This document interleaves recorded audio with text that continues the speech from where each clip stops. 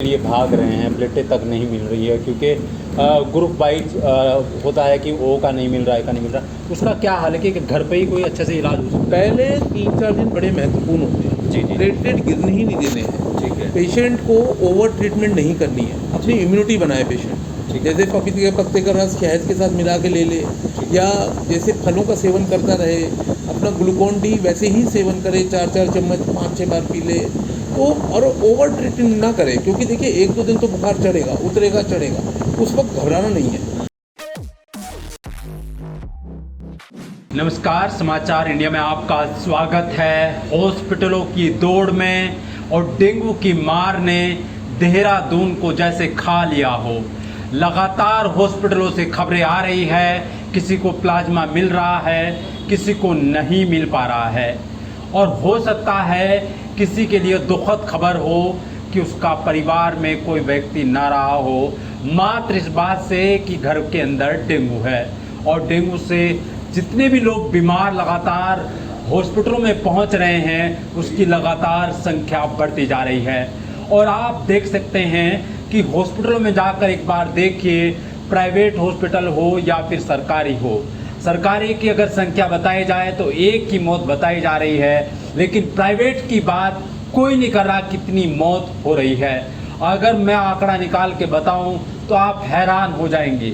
एक एक दिन में प्राइवेट हॉस्पिटलों में अच्छी खासी संख्या है, जो अभी गिनने में कोई भी बताने को तैयार नहीं है। अधिकारी का काम है, अधिकारी को करना चाहिए, लेकिन इस बारे में कोई बात नहीं कर रहा है। डेंगू के ही बारे में बात करें, बीएमएस गोल्ड मेडलिस्ट एक डॉक्टर हैं इकबाल गिरेवाल जी, उनसे हम बात करते हैं। नीमा संस्था के प्रेसिडेंट भी हैं और लगातार जो बड़े बड़े डॉक्टर हैं उनके आसपास जितनी भी प्रतिक्रिया होती है उस पर मॉनिटर करते हैं, और जितने भी बीमारियां आने वाली बीमारियां होती हैं उन पर रिसर्च करते हैं और जानकारी अच्छी खासी रखते हैं।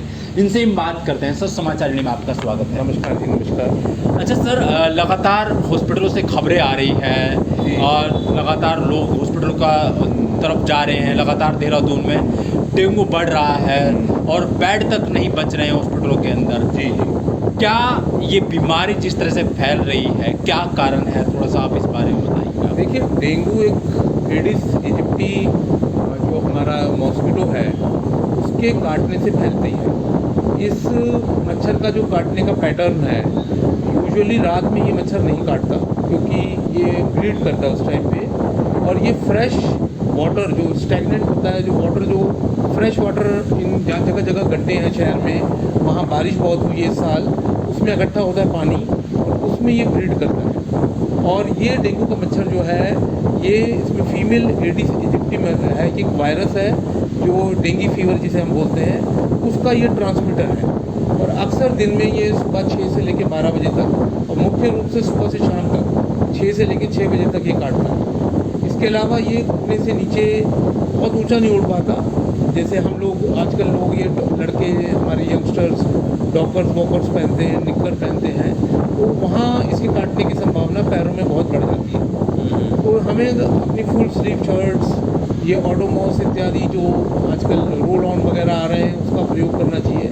और सच्चाई ये है कि prevention is better than cure. ये एक वायरस है, काफ़ी खतरनाक वायरस होता है, और ये लोगों में कई चीज़ें क्रिएट करता है। इसकी 4 सब टाइप्स होती हैं, वो तो खैर बहुत डिटेल में हम नहीं जा रहे, परंतु कुछ लोगों में ये बहुत सीवियर अटैक करता है और इसका मुख्य रूप से कोई इलाज नहीं है। इसमें हमें पेशेंट की इम्यूनिटी ही पहले लड़ाई लड़ती है।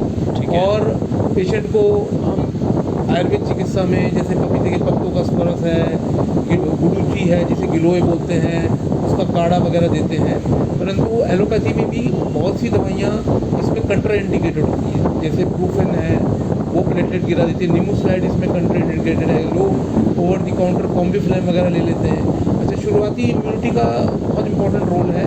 इम्यूनिटी के लिए आपको पेशेंट की इम्यूनिटी को बचा के रखना है।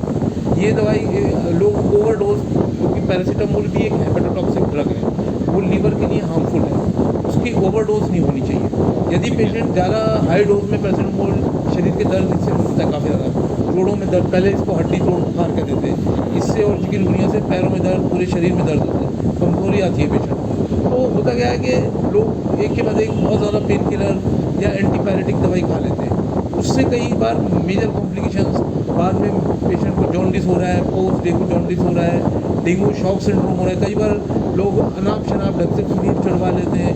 कई बार पेशेंट को अगर ज़्यादा खट्टे फल खा लेगा तो उसको वायरल निमोनिया भी हो सकता है। तो डेंगू के बाद की कॉम्प्लिकेशन से कई लोगों की मौत हो रही है।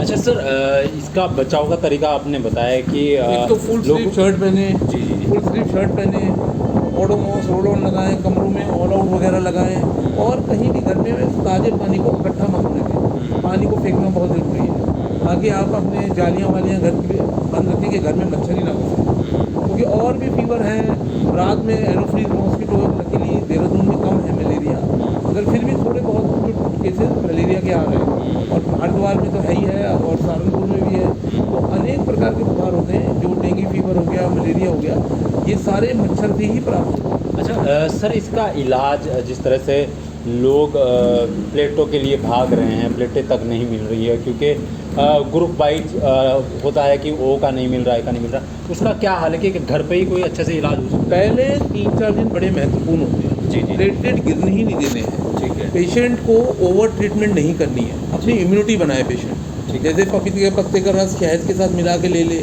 या जैसे फलों का सेवन करता रहे, अपना ग्लूकोन डी वैसे ही सेवन करे, 4-4 चम्मच 5-6 बार पी ले। तो और ओवर ट्रीटमेंट ना करे, क्योंकि देखिए 1-2 दिन तो बुखार चढ़ेगा, उतरेगा, चढ़ेगा, उस वक्त घबराना नहीं है, पैनिक नहीं करना है।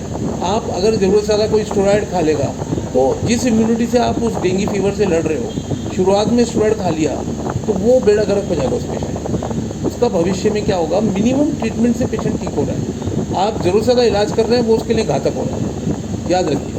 अच्छा, इसमें क्या क्या खा सकते हैं हम और क्या क्या नहीं खा सकते हैं? फल, अधिकतर फल खाएं, हल्का भोजन करें, घी मक्खन वगैरह ना खाएं, वो पचता नहीं है। बहुत से लोग कहते हैं बकरी के दूध बहुत लाभकारी है, उस पर रिसर्च भी हुई है, लाभकारी तो है, मगर कच्चा बकरी का दूध कई बार टाइफाइड कर देता है। तो बकरी के दूध को भी उबाल के ही पिए, और गरिष्ठ भोजन इसमें नहीं खाते, क्योंकि बॉडी एक हो रहा होता है, भूख मर जाती है, पेशेंट को नौशिया होता है, उल्टी होती है। अगर उस समय वो भारी खाने खा लेगा तो उल्टी बढ़ जाएगी उसकी, ठीक है ना। तो अपना इम्यूनिटी बढ़ानी है। जो लोग नॉन वेज खाते हैं वो लाइट फॉर्म में चिकन सूप वगैरह ले सकते हैं, उसमें उनको मना नहीं है, परंतु बहुत भारी खाने, मान लीजिए बटर चिकन खा लेगा तो उल्टियाँ करेगा, क्योंकि खाना ही नहीं पचेगा। वो भारी भोजन नहीं खाना है, ठीक है। ठीक है। हल्का भोजन, लाइट सुपाच्य आहार, और फलों का सेवन खूब करें दिन भर, और फ्रूट लेते रहें, नींबू पानी, नारियल पानी बहुत अच्छा होता है। तो अपनी बॉडी को रिहाइड्रेट करें, और फ्रूट एंड वेजिटेबल पे रहें, और 2-3 दिन में बुखार चढ़ेगा, उतरेगा, उस समय पेशेंट घबराए नहीं। प्लेटलेट चढ़ाने की नौबत तो आनी ही नहीं चाहिए। जो एम्स दिल्ली की गाइडलाइंस हैं, वो 10,000 के जब प्लेटलेट आ जाते हैं तब प्लेटलेट चढ़ाने का प्रावधान है, ठीक है। और लोग क्या कर रहे हैं, अगर 50,000 पे भी प्लेटलेट चढ़वा रहे हैं तो गलत कर रहे हैं। उनकी बॉडी सेल्फ रिकवर करेगी। अच्छा सर, एक बात आपने कही कि कुछ लोग पैरासीटामोल खा लेते हैं, बहुत ज़्यादा, अधिक मात्रा में, हाँ। टैबलेट ला के रखे होते हैं घर में, वो खा लेते हैं। देखिए, तो उसके लिए क्या परहेज है, क्या नियम है? डोलो टैबलेट बड़ी मशहूर हो गई थी कोविड के दौरान भी, परंतु ये हाई तो पैरासीटामोल ही है, क्रोसिन, एसिटामिनोफेन, पैरासीटामोल, इसकी मात्रा मिनिमम रखनी चाहिए। वैसे तो हमारे उसमें बुक्स में लिखा है कि 2 ग्राम तक बॉडी बर्दाश्त कर लेती है, परंतु प्रैक्टिकली इंडियंस में हमने देखा है कि अधिक मात्रा में अगर आप 650 mg दिन में 3 बार खा लेंगे तो आपकी भूख भी मर जाएगी, उल्टियाँ बढ़ जाएंगी, आपके मुंह में छाले हो सकते हैं, आपको एसिडिटी हो जाएगी, एसिड डिस्पेप्सिया हो जाएगा, आपको खाने की नली में छाले, ओसोफेजाइटिस हो जाएगा, गैस्ट्राइटिस हो जाएगा, जो स्टोमक की जो लेयर है त्वचा उसमें सूजन आ जाएगी। तो इन सब चीज़ों से बचने के लिए आप लो डोज में भी अगर लेंगे तो आपको वो बेनिफिट करेगा। ह्यूमन बॉडी का ऐसी नेचर है कि अगर आप बुखार की दवाई नहीं भी खाते तो 4-6 घंटे में बॉडी अपने आप बुखार उतार देती है। हमें अपने TLC, जो हमारे ल्यूकोसाइट्स हैं, जो हमारे T सेल हैं, जो हमारे फाइटर हैं, जो इम्यूनिटी बढ़ाते हैं, हमें उन्हें काम करने का मौका तो दीजिए इस बुखार पे। और जितना अच्छा डेंगू से लड़ाई आपका अपना जिस्म करेगा वो कोई डॉक्टर नहीं कर सकता। अच्छा सर, लगातार देखा जा रहा है प्राइवेट हॉस्पिटलों में कुछ लोगों की मौतें हो जा रही हैं, तो क्या कारण होता है कि उनको ट्रीटमेंट लेट मिल रहा है या उनका जो तरीका है वो सही है? इनिशियल ट्रीटमेंट अगर गलत हो जाएगा, मान लीजिए कोई छोटे मोटे जो डॉक्टर वो नहीं है ना, जिसे कहते हैं सही ट्रीटमेंट नहीं जानते, कोई स्टोर से ले ली किसी ने, मान लीजिए निमोस्लाइड ले लिया, स्टेरॉइड शुरू में ही ले लिया, तो हमने ऐसा भी देखा है कि जिनके प्लेटलेट 2 लाख थे वो 24 घंटे में 20,000 आ गए, उनके लिए घातक हो जाता है। तो अगर शुरुआती इलाज गलत हो गया और ज़रूरत से ज़्यादा हो गया और गलत हो गया पहले 2-3 दिन का, तो उन लोगों को एडमिट होना पड़ता है। उनमें कॉम्प्लिकेशन हो जाती है, पीलिया हो जाता है, किसी को बड़ी सीवियर वॉमिटिंग हो जाती है, और किसी के पेट में पानी भी भर रहा है जिसे एसाइटिस बोलते हैं। किसी को ओवर ऊट पटांग ढंग से ड्रिप चढ़ा दी तो प्लूरल इफ्यूजन हो जाएगी। अगर पेशेंट पहले ही निमोनिया से पीड़ित है, उसे आप ड्रिप पे ड्रिप चढ़ा रहे हो, वो उसके लिए जानलेवा हो जाएगा। तो उचित चिकित्सा होना बहुत ज़रूरी है और लोगों को पे ज्ञान भी होना ज़रूरी है। हमारे यहाँ एक बड़ी प्रथा है, हर किसी का वो कर लेते हैं, क्या कहते हैं, डेंगू का जो होता है, हर किसी का डेंगू होता है, लोग विडाल टेस्ट करा देते हैं, टाइफाइड का करा देते हैं। अब वो टाइफाइड जो है, कुछ टाइफाइड के कीटाणु हम सब लोगों के हाथों में रहते हैं, कुछ टीबी के कीटाणु हमारी लंग्स में रहते हैं। अब लोग सोचते हैं वो अगर 50-100 हैं वो लेटेंट टाइफाइड होता है, एक्टिव नहीं होता है, वो सुप्त अवस्था में है वो कीटाणु। और लोग क्या कर रहे हैं, बिना बात के इंट्रावेनस बड़ी पावरफुल एंटीबायोटिक मरीज को दे रहे हैं, वो एक्टिव टाइफाइड है ही नहीं। तो कहीं किस चीज़ की चिकित्सा करनी है ये लोगों को नहीं पता।